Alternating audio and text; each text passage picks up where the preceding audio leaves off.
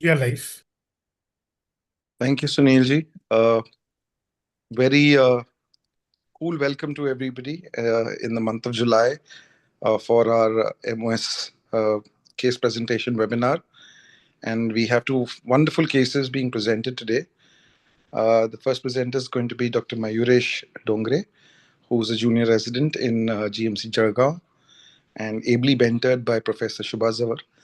As we all know, she's a teacher emeritus, professor in the Department of Ophthalmology in GMC. We have the second presenter, Dr. Snehal Kapkate, who's a junior resident in Government Medical College and Hospital in Nagpur. And her mentors for this particular case are Dr. Dilip Kumar Kumre, who's professor and head in Government Medical College and Hospital, Nagpur. Welcome, sir. And assistant professor, Dr. Snehal Kokade in GMC Nagpur. Welcome, madam. We have two fantastic external examiners. I would like to say external, but the first is Professor Shivayogi Kusugur.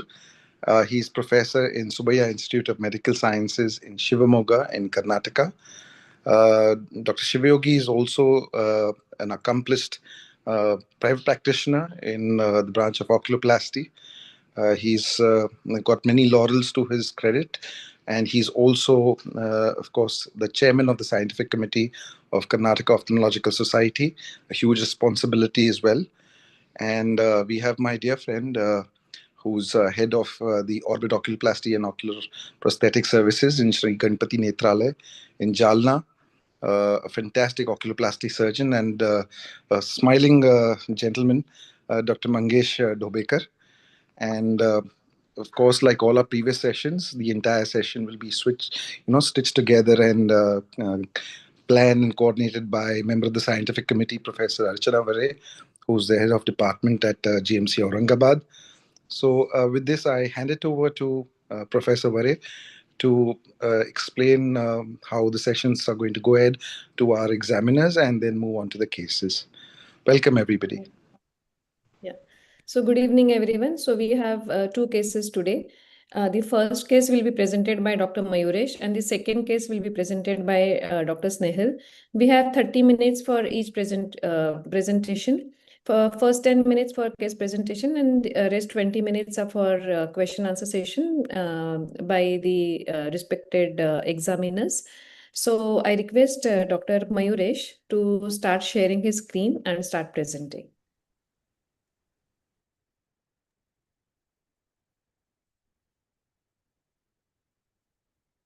Good evening, everyone. Am I audible? Yeah, please make your slideshow. Yeah, you are audible. Fantastic. Good evening, everyone. Today I will be presenting a case of ptosis. Myself, Mayuresh Dongre, junior resident from GMC Jargaon, under the mentorship of Dr. Shubha Gunsikar. This is the female 20-year-old resident of Jamner, came to ophthalmology OPD with chief complaint of drooping of left eye upper lid since birth. She also had diminution of vision in left eye since fever. Patient noticed drooping of left eye upper lid and twitching while eating since birth, which was confirmed by her mother, for which she took no treatment. Patient also noticed diminution of vision in left eye since fever. There was no history of trauma, previous ocular surgery. She had not used any spectacles. She had no history of on and off lid swelling, mass on lid. It was not associated with worsening as the day progresses. It was also not associated with difficulty in deglutition. She also not had any contact lens use. Then she had no history of redness, pain, watering, or photocopier. Past history, it was not significant. Doctor, can I interrupt? Can you just go back to the previous slide as there was some disturbance? Yes, sir. No history of trauma. No. So no significant positive history, right? Yes, just sir. by birth, she has drooping. Yes, sir. Okay, good. Go ahead. And she had no family history, personal history. She had normal sleep and appetite, and bowel bladder habits were normal. She had no addiction. General examination. Patient consent was taken for examination. She was comfortable, conscious, cooperative, well-oriented to time, place, and person. Her vitals were normal. Systemic examination was also within normal limit. This is a profile picture of my patient. As you can see, there is a drooping of left eye upper lid. Ocular examination. There was facial asymmetry. Left eyebrow was raised.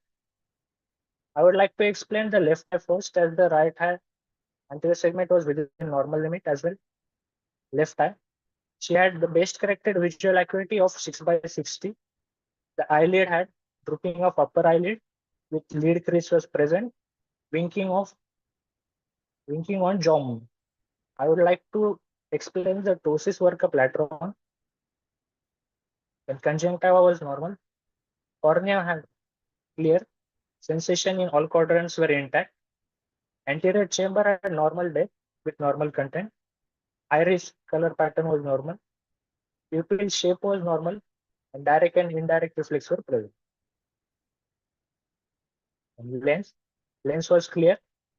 Then extraocular movements were free and full in all direction and gazes.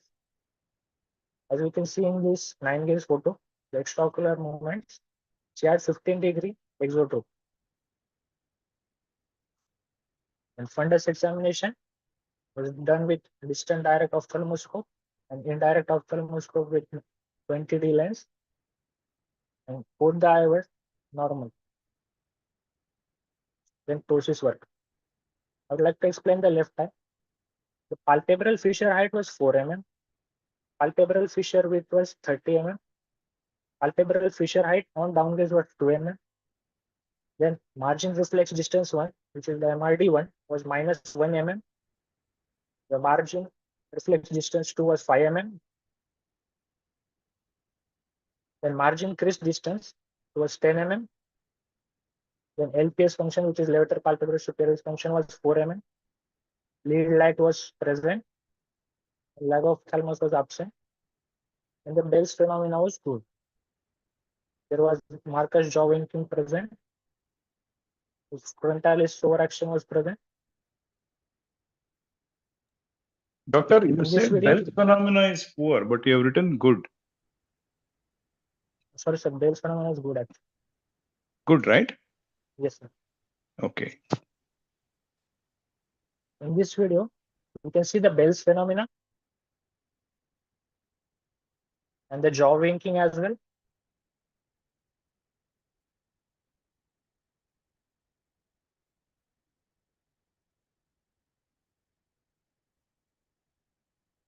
Then the ice pack test was, there was no improvement in ptosis. The fatigue test was negative. The Kogan's slit test was negative. Then the intraocular pressure was taken with non-contact tonometer, which was 10 mm of Ag in both eyes, and syringing was patent in both.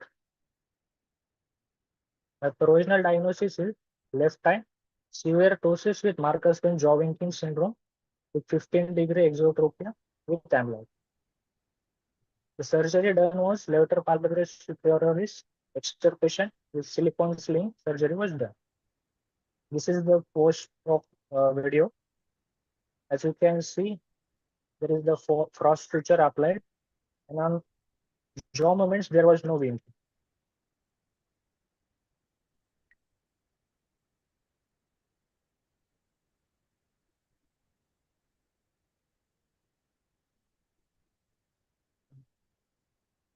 Thank you.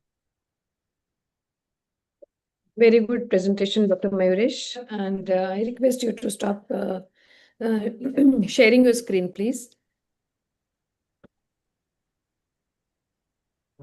And I request Shivayogi sir to ask questions to Dr. Mayuresh. Yeah. What is the time for the discussion? Yes, sir. Time for the discussion. It is 20 minutes, sir. Okay, that's good. Mayuresh, congratulations. You have done a good effort to present a complex congenital ptosis. I have some questions. Like, why did you grade it as a congenital ptosis, first of all? What are the points in favor of congenital ptosis in this case? Sir, as the history of ptosis was since birth, Mhm. the lead trees were like faint, and there was lead lack. Lid creases were fair? Faint, sir, faint. Faint. What happens to lid creases in congenital ptosis? Sir, lead creases are normally in congenital ptosis, they are absent or they are faintly seen. Yeah, they're mostly they're absent because many studies have shown that there is no LPS formed at all, no levator palpebrae superioris. So most of the cases will have absent lid creases.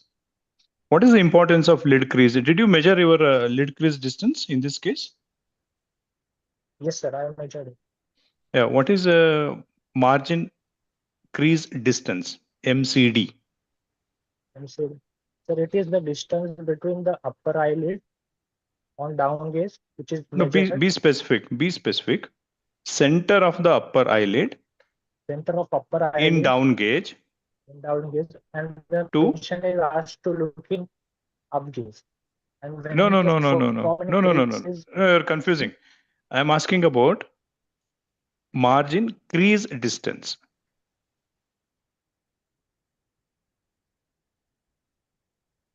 to the distance Are you between able to hear me? the, yes, sir. Ah, Sir, it is the distance which is measured from center of upper eyelid to the uh-huh. crease. First prominent crease, wherever Yes, you from find 5 millimeter, 10 millimeter, 12 millimeter, 15 millimeter. So this is called as margin crease distance. Why it is important, Mayuresh? where it represents the insertion of anterior fiber of the levator palpebrae superior. That's good. Why this clinically it is important? As a surgeon, why it is important? Crease is why it is important.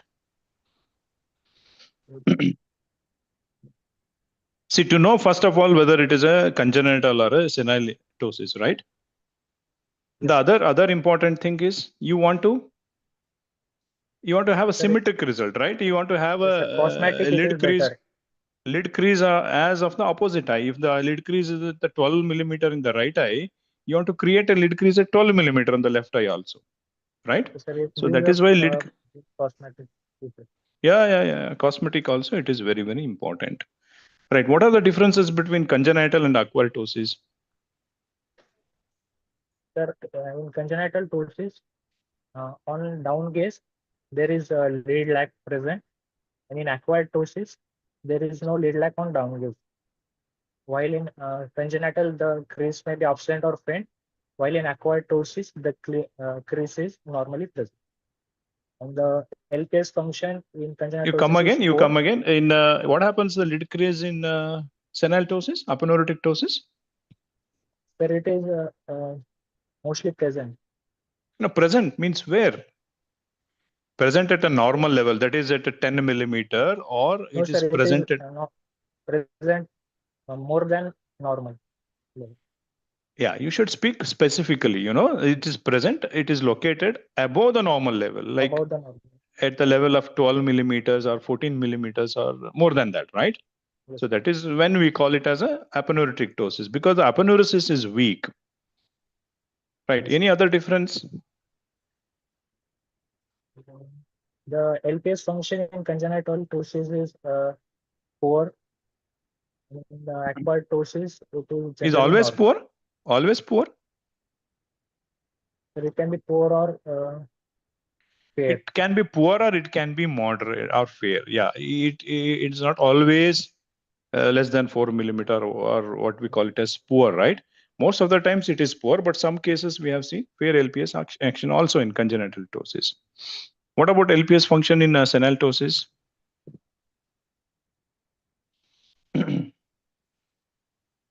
But it is good. So mostly in senile ptosis, there is a dermatocalcis present. No, that's okay. That is not related here. What is that method we do to assess the levator function? Sir, there are two methods. First is the Burki's method, in which the patient is asked to look in down What is gaze. other method? What is other method? Just tell me the other method. The other method is Futterman method. What is pre-tarsal show, Mayuresh? Yes, sir. What is pre-tarsal show?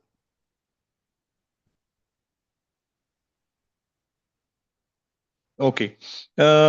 Anyway, do you know about pseudotosis? What are the causes for Yes, sir, pseudotosis or false tosis? it is the false appearing of drooping of eyelid. The LPS function is normal. It is due to the lack of globe support. We can see in ipsilateral microphthalmos or thysis bulbi. Good. In hypotropia also we can see pseudotosis, or it can be seen in. It should be specific. Ipsilateral hypotropia, isn't it? Ipsilateral hypotropia. There can be in contralateral retraction of lower lid also. Which is the most common cause for pseudotosis? Seen in elderly. Dermatochalasis. Yes, dermatochalasis is the most common. Other causes like proptosis, ipsilateral hypotropia, as we discussed, right? You told some of the examinations. Among these, which one you feel is the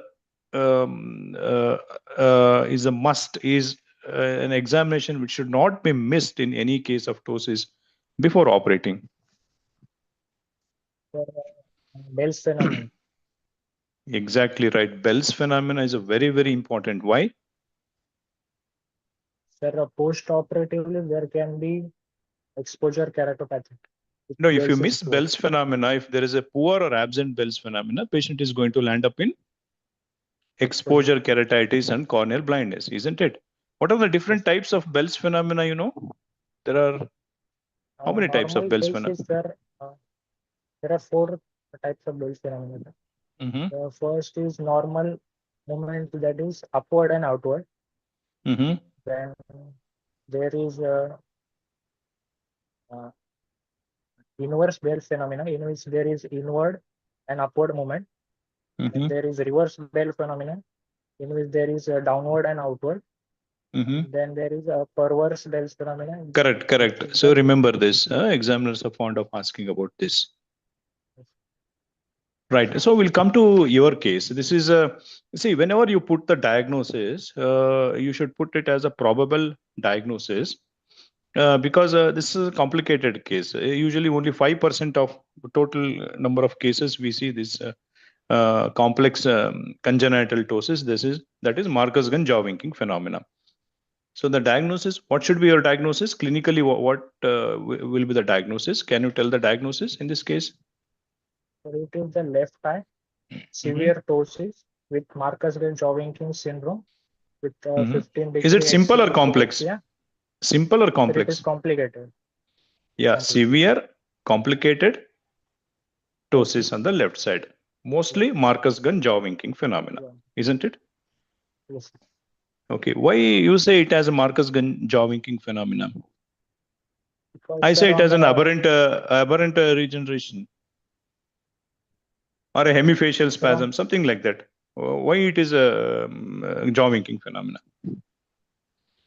Because on lateral movement of the jaw, there is a eye winking because of the aberrant. It's present by birth, right? Yes, sir. Yeah, present by birth. And when the twitch occurs, is it because what muscle is stimulated? Because the winking happens, no? Or the twitch, what we call. What is the triggering factor for this twitch? Sir, it is the ipsilateral lateral pterygoid muscle. No. It's the contralateral lateral pterygoid, not the ipsilateral. For example, in this case, there is a left Marcus-Gunn jaw winking phenomena. If he moves the jaw to the opposite side, there is a winking, right? So it is the contralateral lateral pterygoid stimulation. Okay. Yeah. Is the time So over? Is the time over? yes, sir. Now we need to Okay. move to Dr. Mangesh. Yeah. I'm sorry. I'm sorry. Anyway, No, it was no. a very nice presentation. I forgot his name. What's his name? Doctor Mayuresh. Mayuresh. It was a good presentation. Snehal, wait. Dr. Snehal, wait. You don't start screen sharing. Dr. Mangesh, don't It was a very good presentation, and you need to concentrate on the management of all types of ptosis, like simple congenital, simple complicated congenital ptosis, and senile ptosis. All the type of managements you should see, right? You should read about it. Okay. Anyway, Yes. we'll go to next case. No, sir. Dr. Mangesh. Dr. Mangesh, please ask questions to Dr. Mayuresh. Yeah, Okay. Mayuresh. I'm so sorry. No, I sir. took away his time. Sorry, Mangesh. No, sir. Nothing, sir. You haven't. No, That's sir. okay. You haven't. Okay, Mayuresh, you have Yes. presented the case very well. Just I want to ask you, which are the important tests in the evaluation of the ptosis? Means what are the important clinical points as far as the evaluation of any type of ptosis is concerned? Most important, you just give me a 3 or 4 tests. I would like to do the Bell's phenomena, then the LPS function, flag of Thelmont, Yes. MRD1. Okay. Now just tell me, LPS function is one of the important evaluation as far as the ptosis is concerned. So how will you do it? So you have mentioned there are two methods, the Puttermans and the Burkies. Yes. So Burkies, how is the method? How will you evaluate it? Sir, first we will ask the patient to look in the down gaze. Then we will obliterate the frontalis muscle by putting pressure on the eyebrow. Then we will ask the patient, then we will measure the length of the lower point of upper lid. Then we'll ask the patient to look in up gaze. So patient will be looking in the primary gaze or in the down gaze. The first When is you to look measure LPS function, in up gaze, sir. no, the patient will be sitting and looking in a primary gaze or down gaze. Sir, first we will ask the patient to look in down gaze.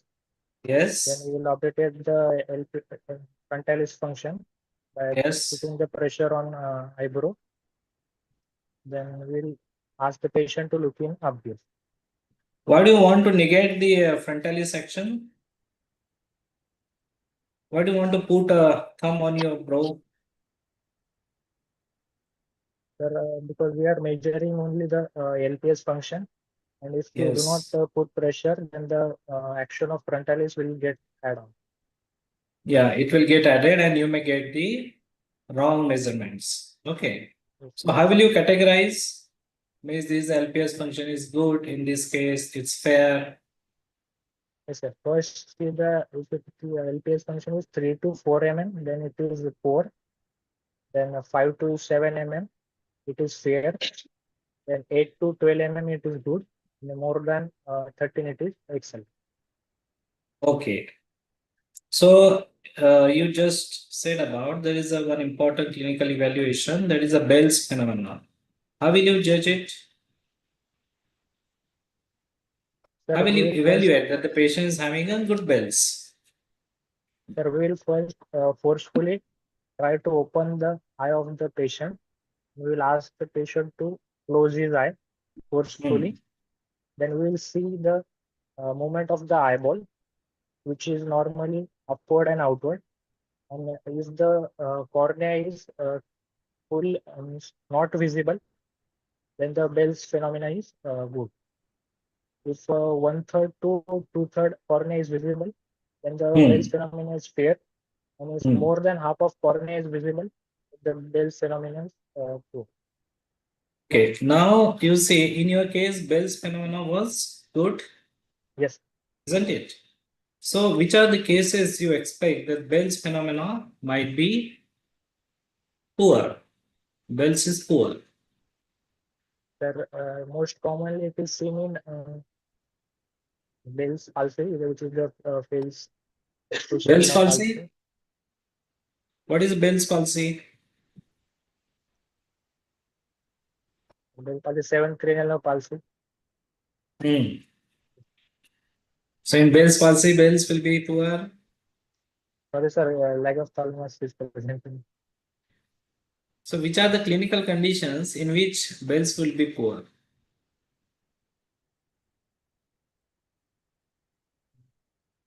Sorry, sir, I'm not Okay, just tell me, now you just explain, post-operatively, the patient can have exposure keratopathy if the Bell's is not good, isn't it? sure, sir. So what are the additional, you can say the sequelae of the ptosis surgery?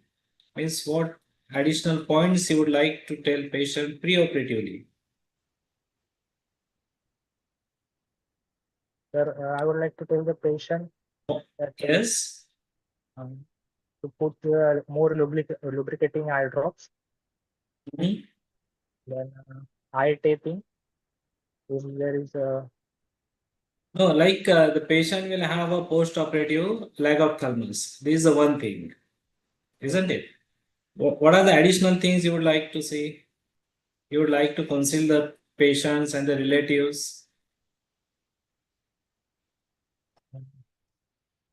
It is the lead lag in the down gaze also. yes, sir. Okay. So whenever the patient looks down, the patient will have a lead lag in the down gaze. Okay. This For is eye one patching, important I will thing. advise him eye patching.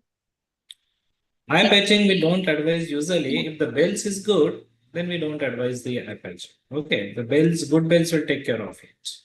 Isn't it? He's asking Okay. what is the sequelae? Like what will you advise the Yeah. counsel काय करणार ऑपरेटिव्हच्या आधी? And these things will be coming post-operatively. The one is the lag of thalmus, then the lead lag. Okay. So regarding this, the Marcus-Gun jaw making phenomenon, how will you categorize it? Do you know? You can quantify the Marcus-Gun jaw making as well. Yes, sir. On lateral movement, the jaw winking is measured. If it is present less than 2 mm, then it is mild Marcus gun. Then if it is the winking is more than 2 to 5 mm, then it is moderate. Then if it is more than 5 mm, then it is severe. Okay. Now tell me what is the importance of the extraocular movements in a case of ptosis?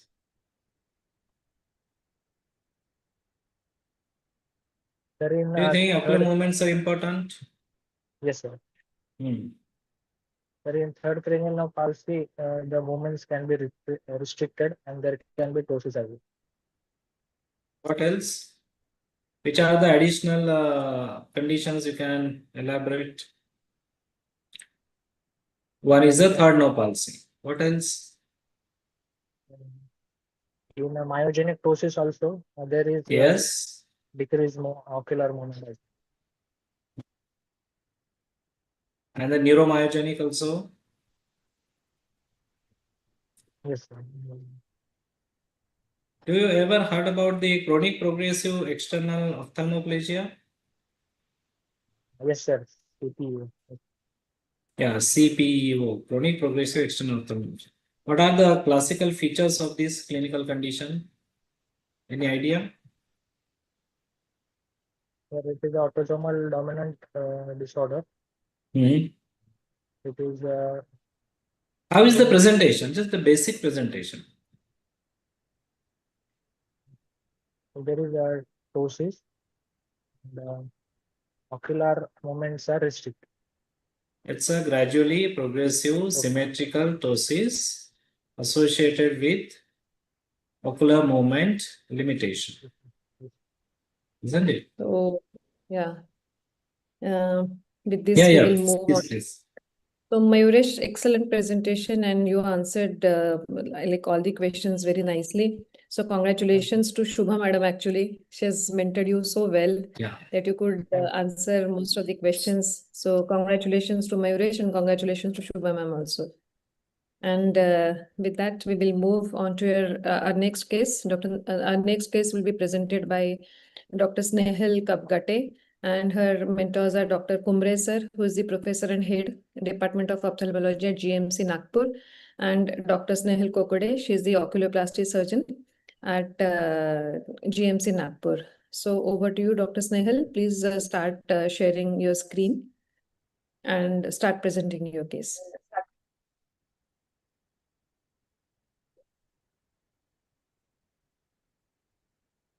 Am I audible? Yes, yes, you are audible. Your screen is also visible. You can go ahead. Audible. Go Good ahead. evening.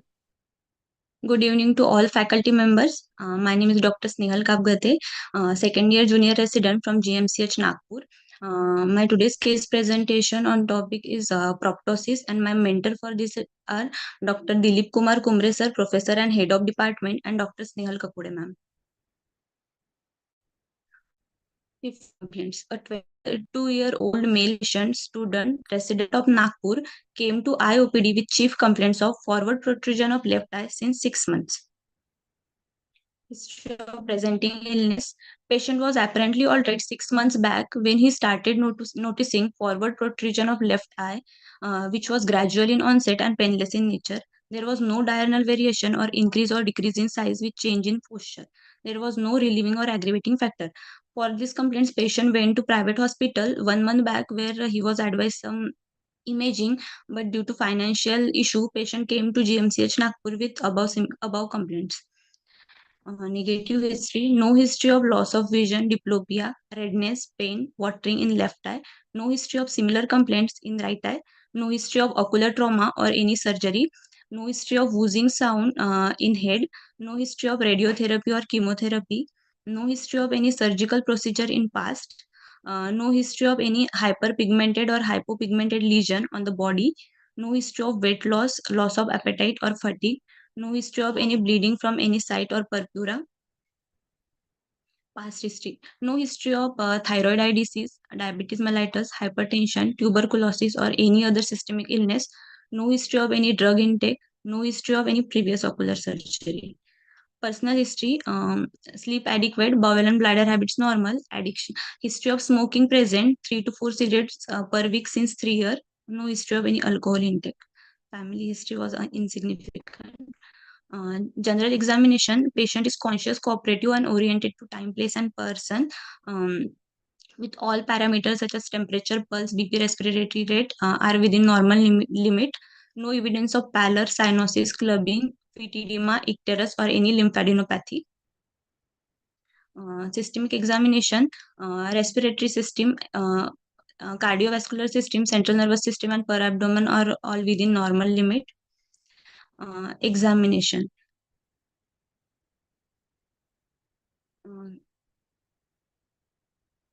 Skin normal, no hypo or hyperpigmented lesion on skin, face bilaterally symmetrical, no scar mark seen.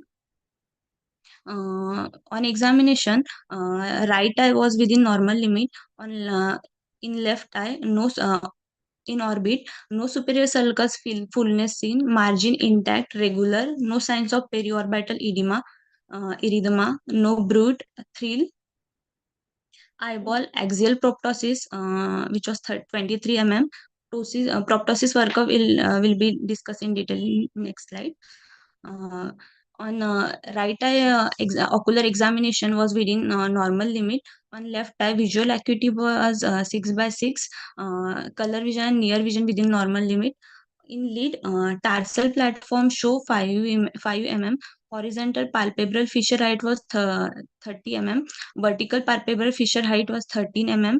No lag of thalmus, lead lag, lateral flare or retraction. Conjunctiva clear, no evidence of any congestion, chemosis, dilated vessel. Sclera normal, scleral show up 2 to 3 mm. Cornea size normal, shape circular, transparency clear, curvature normal, sensation present in all quadrant. Anterior chamber was normal depth with clear content. Iris color pattern normal, pupil single central circular normal size, reacting to light, well sustained. Lens clear, intraocular pressure was digitally felt normal. Ocular movements was restricted in left eye. Bell's phenomena good. Nasolacrimal passage no restriction. This is the front view of the patient. This is the 9 gaze photos of the patient which show um, restriction in a lateral movement. Inspection on the right eye, exophthalmometry using transparent ruler, 16 mm. We measured distance from lateral orbital rim to central of the cornea, which was 16 mm right eye, and in left eye 23 mm. Proptosis present. Temporal fullness was absent in both eyes. Face bilaterally symmetrical. Eyeball and orbit margins intact. Finger insuation, on finger insuation resistance felt. Orbital pulsation was absent. Reducibility was absent in left eye. Swelling mass around eyeball not palpable. Regional lymph node not palpable. Infraorbital and supraorbital sensation intact. This is a Nabziger views. And this is the worm's eye view of this patient. Fundus examination, which was done on distant direct ophthalmoscopy using 20D lens. Right eye fundus examination within normal limit. On left eye red glow seen. Media clear. Disc was normal. Foveal reflex was present. Blood vessels and periphery within normal limit. Ocular investigation, intraocular pressure on Schwartz tonometry in right eye, primary gaze 17.3 mm of Hg, and in up gaze 17.3 mm of Hg. In left eye, in primary gaze pressure was 17.3 mm of Hg, and in up gaze 20.6 mm Hg. Both eye perimetry within normal limit.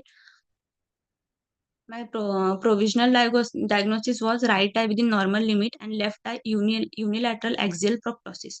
My differential diagnosis was orbital cavernous hemangioma, optic nerve schwannoma, optic nerve glioma, meningocele or meningoencephalocele, meningioma, dermoid, and thyroid eye disease. Blood investigation was within normal limit. Thyroid function test was also within normal limit. This is the NCCT non-contrast CT head of this patient. Report suggestive of benign etiology. Differential considers are orbital cavernous hemangioma and optic nerve schwannoma. Here we can see hyperdense lesion, which compressing the optic nerve medially of size 2.1 into 2.2 to 2.4 centimeter, displacing left optic nerve medially and compressing it. No evidence of any calcification seen. This is the Hilal and Trocal method of proptosis measurement showing left eye mild proptosis. This is the reference line we can draw on the CT image in axial section. Final diagnosis was right eye within normal limit, left eye unilateral axial proptosis. These are my differential orbital cavernous hemangioma, optic nerve schwannoma, and meningioma. Okay, thank you, Dr. Snehal. It was a very nice presentation. And will you please stop sharing your screen? I request Dr. Shivayogi sir to ask questions to Dr. Snehal. Okay, can we go ahead? That was a very good presentation, Dr. Snehal. So what positive, just can you summarize the case? The patient I'll give is you young. 10 seconds, just summarize. 22-year-old male came with complaint of protrusion of eyeball in left eye since 6 months, which was gradual in onset with no visual loss till now. According to And on examination through exophthalmic Okay. notice So there is, from yeah, you lateral can stop. orbital rim to Yeah, you can stop. So here we have a case of axial proptosis without having any inflammatory component, isn't it? sorry, sir. Without any inflammatory components. Is it inflammatory? Does the eye look inflammatory? No, sir. No. So eye looks white and quiet, and it's No, sir. If it non-inflammatory, and was it is inflammatory or non-inflammatory, if it was inflammatory, it will be presented as acute condition, okay. What are the causes for? which also presented with pain, redness in Got eye. it. Got it. What are the causes for non-inflammatory axial proptosis? Non-inflammatory condition, most common cause is thyroid eye disease. No, thyroid is inflammatory. Any tumor No. such as Just go back. Thyroid is inflammatory. It is because of the inflammation, right? We get the axial proptosis. I'm asking non-inflammatory causes of axial proptosis. Unilateral axial proptosis. I'll be specific now. meningioma, optic nerve glioma, cavernous hemangioma, any caratigo cavernous fish malformation or any AV malformation. You missed one. Your differential diagnosis, schwannoma. Schwannoma, orbital schwannoma. Yeah. What is dystopia, doctor? Dystopia means asymmetry. Voice is breaking. Displacement of eyeball with respect to other. Asymmetry between two eyeballs. What are the causes for? No. It's non-axial proptosis. Dystopia means non-axial proptosis. What are the causes for non-axial proptosis? Non-axial proptosis. Very basic. Any maxillary antrum tumor or any ethmoid sinus tumor or any nasopharyngeal carcinoma or lacrimal gland tumor such as adenoid cystic tumor or any meningoencephalocele or No, which is the meningomyelocele. most common cause for dystopia? Very common.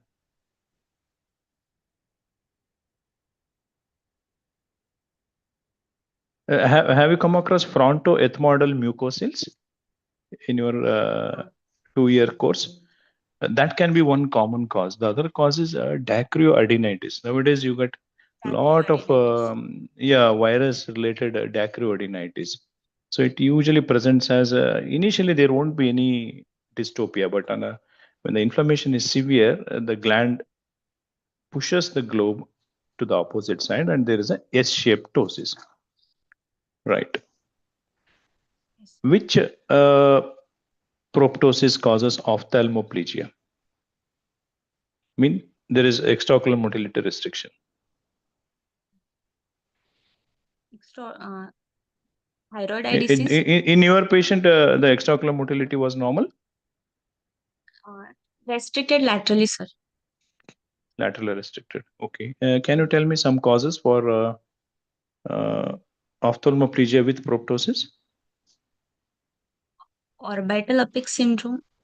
Exactly right. What is that name for? It's given Tolasa-Hunt syndrome. You know, it's called as Tolasa-Hunt syndrome, where there is orbital apex involvement and there is ophthalmoplegia. Right? Any other? You told the first. What was the first? Thyroid, right? Thyroid eye disease. Or thyroid eye disease. Why it is not thyroid eye disease? This case, I say it as a thyroid eye disease.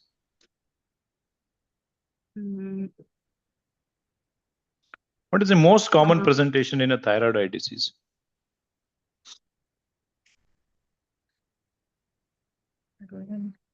Lid cause, lid.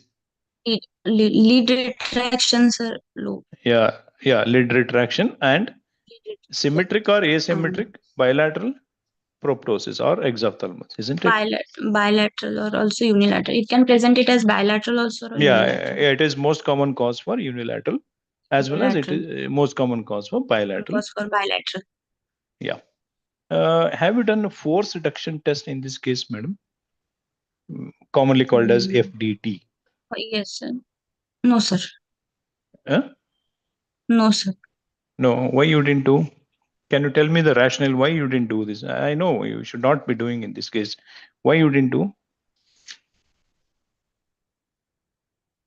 Sir, Where do you do FDT?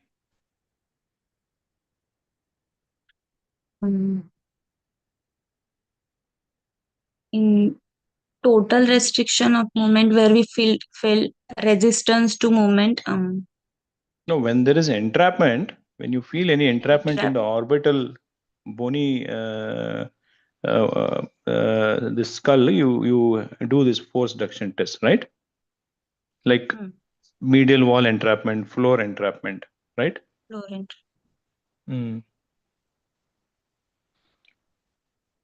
You said you examined retina, right? Yes, sir. What are the features of a retroocular tumor on the retina? In retroocular tumor, there can be raised ICP due to which we can see disc edema, optic disc edema. Due to long-standing optic disc edema, we can get secondary optic atrophy. No. They are very late. What do you feel? Like meningioma, optos, dilated tortuous vessels. Yeah, what are those called as? Opticociliary shunt vessels. Do you know? Optociliary shunts, which Yes. can see in meningioma. Yes. So opticociliary shunt vessels, choroidal folds. So if you see, if you suspect any tumor behind the globe, you should look for choroidal folds. You should look for opticociliary shunt vessels. Okay. Yeah, and optic nerve head, how it is, whether it is pale or red or something like. Okay. Red. Right. And also you see some venous dilatation also in long-standing cases like lymphangioma, long-standing lymphangioma, long-standing cavernous hemangioma. So there we see engorgement of the veins also. Okay. May I request other examiner to ask? Yeah. Dr. Yes, sir. Mangesh? Yeah. Yeah. So Snehal, now you have a case with a middle-aged man with axial proptosis, and there is no additional finding, isn't it? Ocular movements are good, pupil is good. Okay. So what are the methods of assessment of the proptosis in a given case? In any case of a First, proptosis, assess. let's start with inspection first. No, for the proptosis, basically, means the displacement. If it is the anterior displacement, how will you measure it? In exophthalmometry, sir. Yes. Which can be measured by Hertel's exophthalmometer. Other methods are Lutz method, Nagel's method, Gorsman method, but due to Which one of these is unavailability of commonly this, used? Which one is the most commonly used method? Hertel's Hertel's exophthalmometer. exophthalmometer. Do you know how to do it? Do you have Hertel's there? No, sir. Okay. Just on the inspection, how will you webinar assess? None part ಆಯ್ತು ಹೇಳು. Okay, so if you want to assess the proptosis, just on the inspection, how will you assess? You have showed photographs. Yes, sir. Inspection through Navziger view and through worm's eye view. In worm's eye view, we stand behind behind patient with held chin up position, and What do we you, see yeah, what do you mean by the worm's eye view? It's very simple. It is a self-explanatory term, isn't it? yes, sir. Worm's eye view. It Okay. is a view by the worm as if you are a worm. You are at the ground and you are looking up towards Ground the up patient. Okay. patient. So what you have written on the PPT is exactly opposite. Okay. Worm's eye view, you will look the patient from down. And for the Nabziger, you will look at the patient from above. Okay. Above. So Nabziger is the sky view.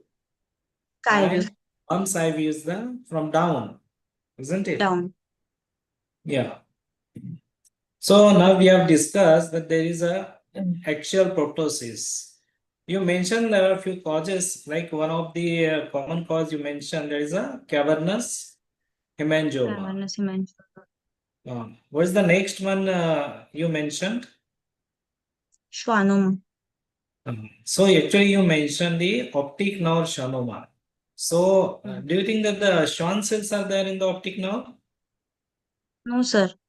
So it's a optic nerve schwannoma doesn't happen. It is a very rarest rare. So it will occur from the peripheral nerves where the Schwann Peripheral cells are. nerves. Schwann So cells. you just write down the orbital schwannoma. It might be from the peripheral nerves. Okay. Peripheral nerves. Optic nerve schwannoma. There are no Schwann cells in the optic nerve. Okay. Yes.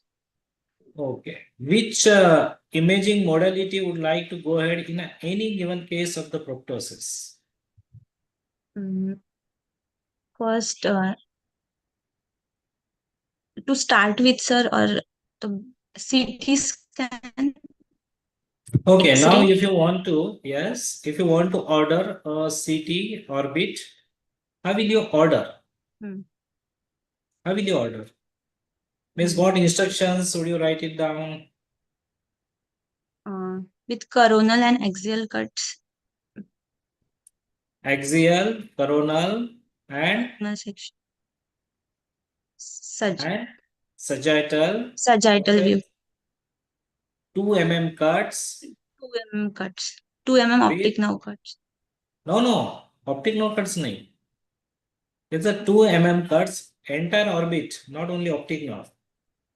So you will order CT orbit, axial, coronal, and sagittal 2 mm cuts 2 mm cuts. with soft tissue windows and the bone windows. Have you heard of these terms? Soft tissue. Okay. So you would like to ask the patient that CT orbit is ordered. So whether the radiologist will do it with or without contrast? First of all, without contrast. Miss, Sir, what would be the advantage of giving contrast?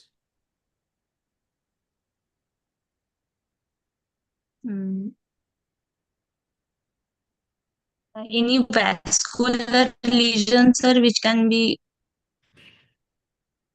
Especially if you are giving a contrast to the intravenous route, if any tissue with a high vascularity, or if the tumor with a high vascularity, it will be, yes. Okay. Now coming to the other part of the proptosis, like one cause you mentioned about the proptosis with a extraocular movement limitation. Okay, so sir was discussing about the Tolosa-Hunt syndrome, the orbital apex syndrome, isn't it? Syndrome. Yeah. So what is the other most common cause of the orbital apex syndrome, which was seen just in the recent years? Patient has got a proptosis with a ocular movement limitation and some additional findings as well, like the sudden loss of vision, semi-dilated or the dilated pupil in one eye. Rhino-orbital mucormycosis. Yes. Yeah. So rhino-orbital mucormycosis So what are the findings you will get in rhino-orbital microcyst? Total ophthalmoplegia, Yes. vision loss, Hmm? ptosis, Fundus findings.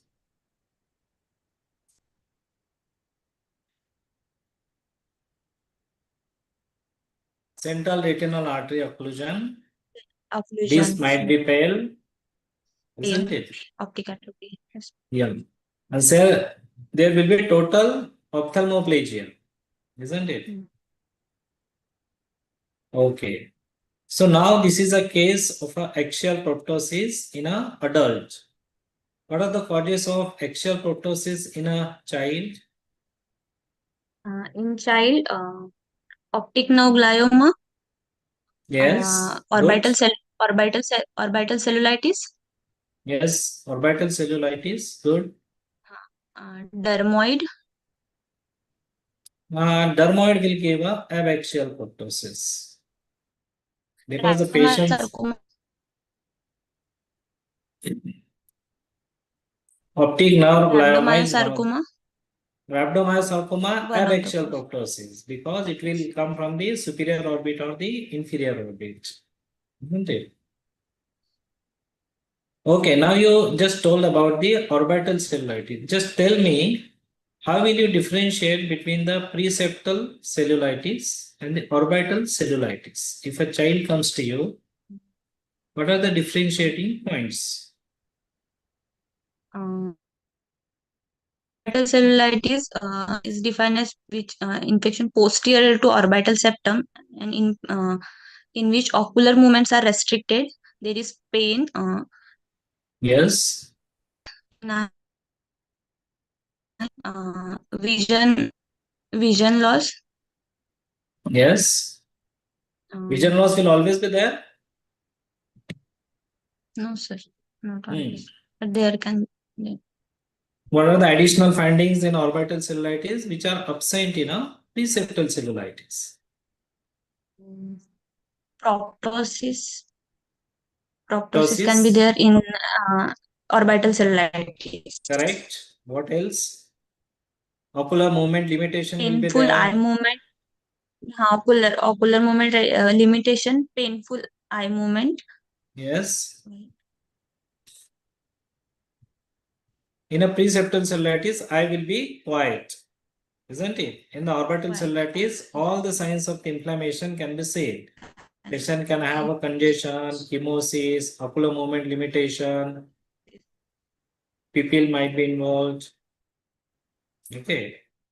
Okay, just tell me what is the most common cause of orbital cellulitis in a child? The patient presents with the proptosis and the orbital cellulitis. Respiratory infections or upper respiratory tract infection. To be more specific, is the sinus infection. Sinusitis, ethmoid sinusitis. Yes. Okay. Good. So you presented well. Yes. So that's it from my side, Vare ma'am. Thank you. Thank you. So I would like to ask Shubha Zawar ma'am for her feedback, as well as Kumre sir and Snehal ma'am for their feedback. So Shubha ma'am, your feedback. So much. At the outset, I would like to thank MOS committee and especially Archana madam for bringing me and my student here. And this is a very nice, platform for these case presentations, and it is very, very fruitful to the PGs. And the examiners have very nicely questioned them, and so that they get to know what are the real questions. Those are very regularly asked in exams. And I appreciate Dr. Mangesh and Dr. Shivayogi for their very nice questioning. Thank you so much. Thank you, ma'am. Thank you. Kumre sir, your feedback, please.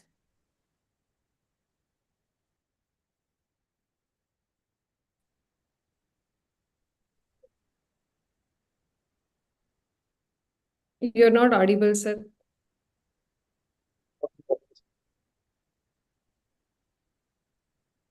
I think there is an audio issue at Dr. Dilip's Yeah, side. yeah. So, Dr. Snehal ma'am, Snehal Kokode. Yeah. I would like to thank Archana ma'am and the MOS committee for giving us the opportunity for a PG student to present before you all. And on behalf of Dr. Kimberly and our department, would like to thank all of you for that. It is a very informative and very interactive session.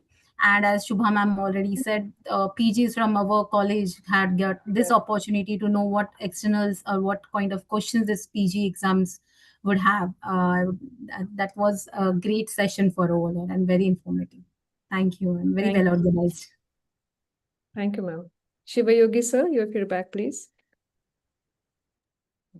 Yeah, though it's the first time I'm appearing for such examination, it was a wonderful experience, first-hand experience for me.